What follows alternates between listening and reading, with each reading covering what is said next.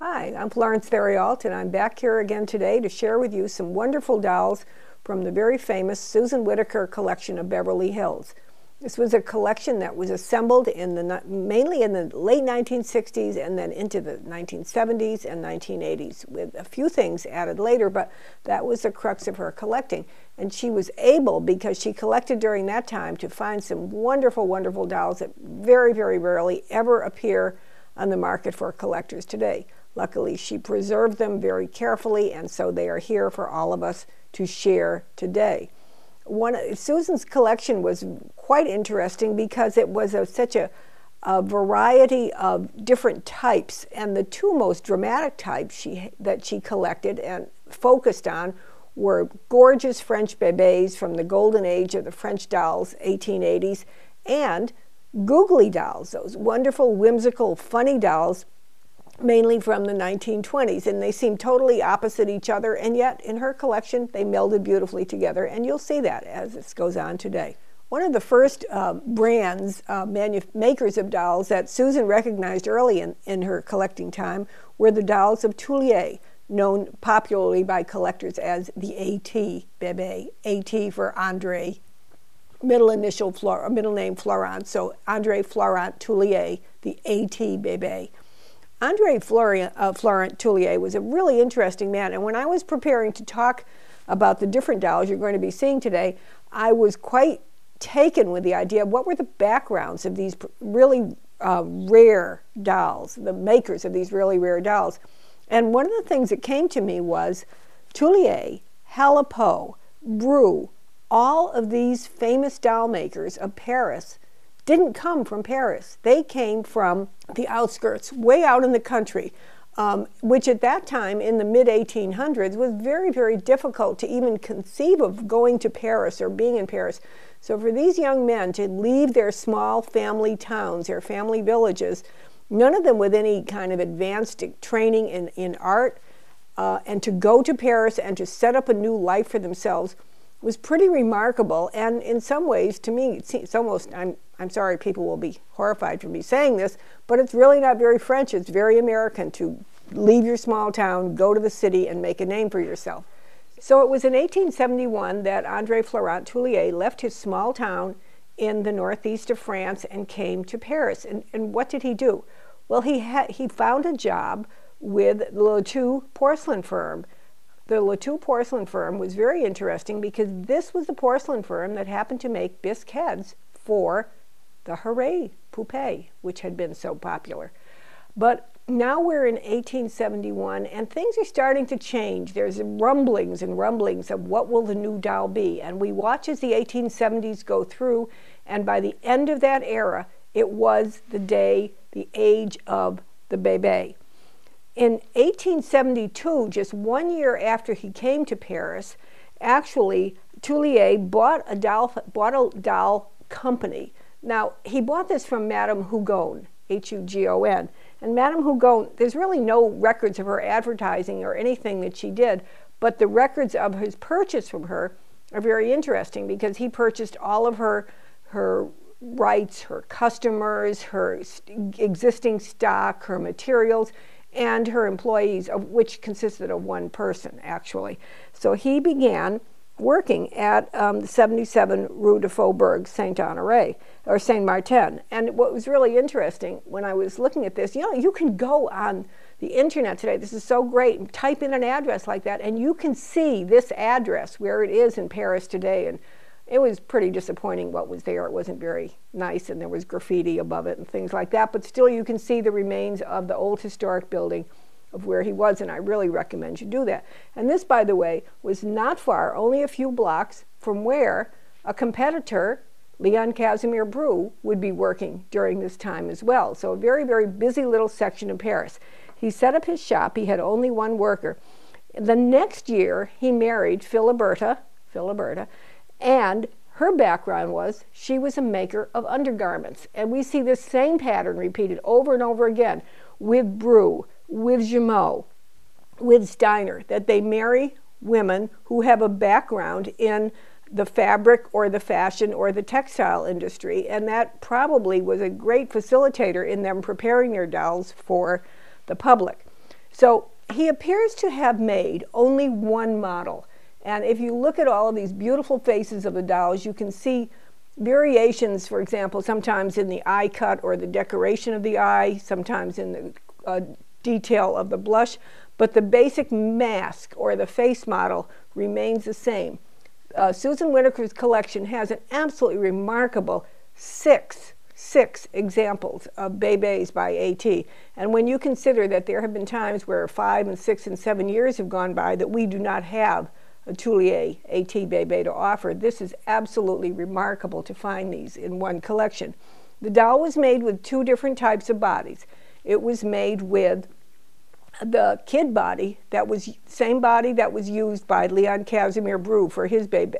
Kid body with gusset jointing and bisque hands. And you're seeing an example of it in this doll, and you're seeing an example of it in this doll. If you can see, they're beautiful bisque hands that the dolls have.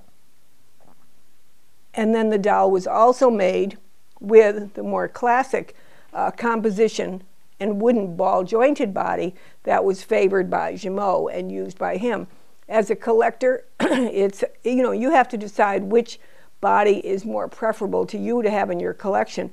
The kid body is probably the earlier body, and some people feel that those dolls have a little more definition to their character. But I've looked at, and I'm going to move two dolls to the front here to show you. I have looked at two dolls that I swear are almost exactly the same. And one you will see has the kid hands, and one has the composition hands. And I'm going to turn them slowly to the side so you can see, really just note the quality of the sculpting in these. Just very, very beautiful. I have sat and studied these for hours now trying to decide which one is my favorite, and well, I haven't decided. So you'll have to decide. This particular doll has wonderful, wonderful detail of the indentation under the eyes and at the eye corners, which make it very, very special. And this particular doll, her sister with a different style body, has wonderful dramatic eyes and more sharply defined features. And by the way, both wearing just wonderful early couturier costumes. Again, probably influenced, I'm going to turn this around so you can see the costume all the way around, probably influenced by Monsieur Toulier's wife, who was originally a maker of undergarments, which would have been all hand-designed and handmade at the time. Fabulous lace on the dress.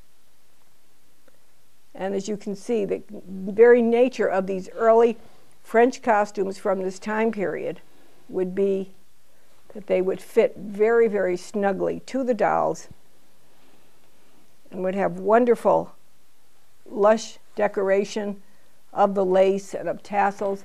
I'm fond of saying about the French doll costumers of the time that they had an instinct for knowing how to dress the doll really lavishly, just with the finest luxe fabrics and trims, and then they just stopped at the right time. They didn't add too much. So even though it's very, very luxurious, everything falls together and it's very complimentary and really suits the doll.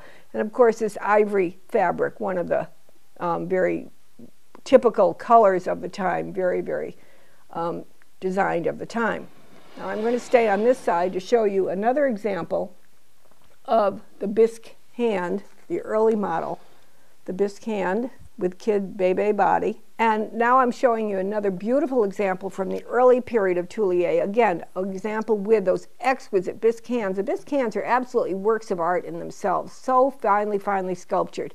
And with the kid body. The kid body, incidentally, could have been made by Émile Gemot, who advertised that he made kid Bebe bodies, but he then recommended that no one buy them because they weren't nearly as good as the composition bodies he made. I guess he was willing to take the order and make them if someone wanted them, but he didn't recommend them because he didn't use them. Doll has a gorgeous antique lace and wax orange blossom coronet and a very, very beautiful costume of fine vintage fabrics. Behind her is probably the largest AT that I have seen, very, very finely detailed bisque and complexion, very deep eyes of the darker blue color that ends up coming up about the end of the 1880s. And so you see a slightly different color blue than you did see in the earlier ones, which have a little more translucence to them. But very, very fine, wonderful definition. Again, look at the lips and look at the space between the lips, how well that was defined. A doll artist wrote a book a while ago, and I love the title of her book because she called it As If They Might Speak. And that is truly a way you could describe the very, very fine dolls. They have this appearance as though they are about to speak, and this doll certainly has that. Extremely rare doll in this size. And on this size, again, we have 3 models of the ATs, and you're seeing all of the different variations of their complexion, of their degree, subtlety, a very, very pale bisque to a darker bisque, difference in variation of the eyes. And once again, let me just show you by turning, you can see how deep the paperweight eyes are, how absolutely fine and rich they are. Very, very beautiful. And the wonderful girl over here on the left has her very deep eyes. And I've had some people say to me, oh, this is the most beautiful AT Bebe ever. Susan acquired this from us about 8 years ago, I believe, and a lot of people remember it from that particular collection, and here it has come back to us. I like to say when people talk about these, this is one of the ones that got away, so here it is coming back to you, wearing what every collector loves, and I'm going to turn it around, and it's the very famous Borrelais cap. Borrelais cap, and it's woven, it's very, very firm, and it's woven with firm sides and a firm top, and typically would have been worn by a young child just learning to walk and with fear that they might topple over and do damage to their head. So this was a protective hat, and great idea. They should do this again today. Mr. Theriault did not stay in business. He kind of stayed in business around sort of until the end of the century, but his main input of his beautiful, beautiful dolls was during the early part of the 1880s, and he never made tremendous production. He emphasized quality, and when we're able to find even 1 in 5 years, we're thrilled. Here we have 6 of them, so you can compare and see which would be your favorite.